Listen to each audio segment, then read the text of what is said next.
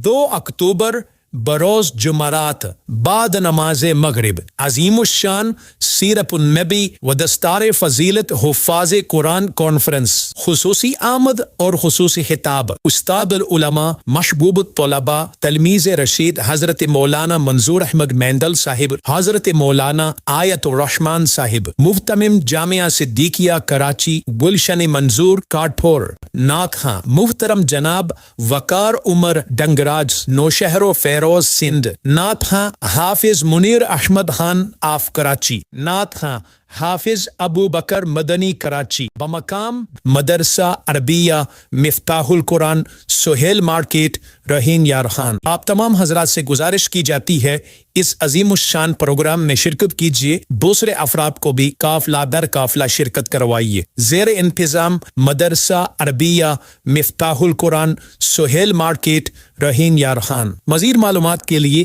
ان نمبروں پر رابطہ کیجیے۔